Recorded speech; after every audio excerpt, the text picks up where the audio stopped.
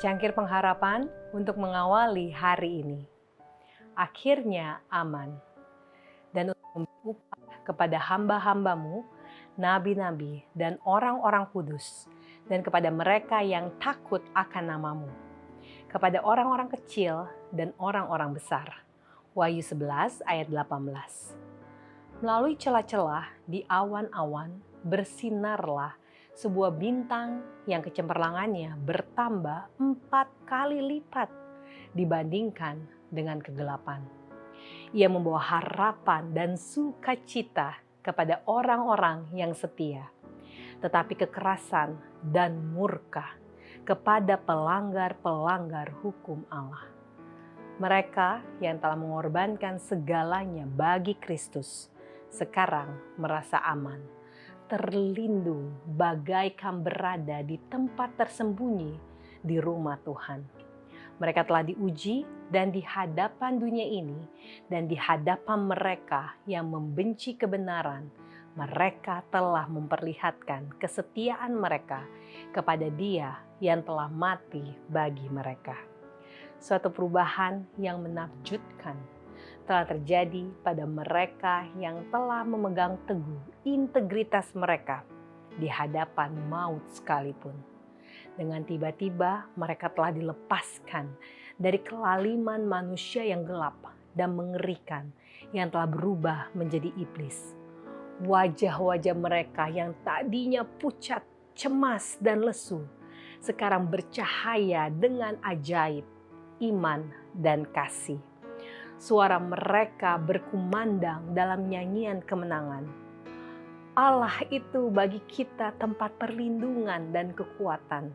Sebagai penolong dalam kesesakan sangat terbukti. Sebab itu kita tidak akan takut sekalipun bumi berubah, sekalipun gunung-gunung guncang di dalam laut, sekalipun ribut dan berbuih airnya, sekalipun gunung-gunung goyang oleh geloranya. Mazmur 46 ayat 2-4. Suara Allah terdengar dari surga, menyatakan hari dan jam kedatangan Yesus, dan menyampaikan perjanjian yang kekal kepada umatnya. Bagaikan bunyi guntur yang paling keras, firman-Nya menggemuruh ke seluruh dunia. Umat Israel Allah berdiri mendengarkan, dengan matanya memandang ke atas. Wajah mereka diterangi kemuliaannya dan bercahaya seperti wajah Musa pada waktu ia turun dari gunung Sinai. Orang-orang fasik tidak dapat memandang mereka. Dan bila mana berkat-berkat diumumkan bagi mereka yang menghormati Allah oleh pemeliharaan Sabatnya yang kudus, akan terdengar sorak kemenangan yang luar biasa. Tidak lama kemudian tampaklah di sebelah timur suatu awan hitam yang kecil, kira-kira setengah kepalan tangan besarnya. Itulah awan yang mengelilingi juru selamat, yang tampak dari jauh seperti diselubungi oleh kegelapan. Umat Allah mengenal ini sebagai tanda Anak Manusia.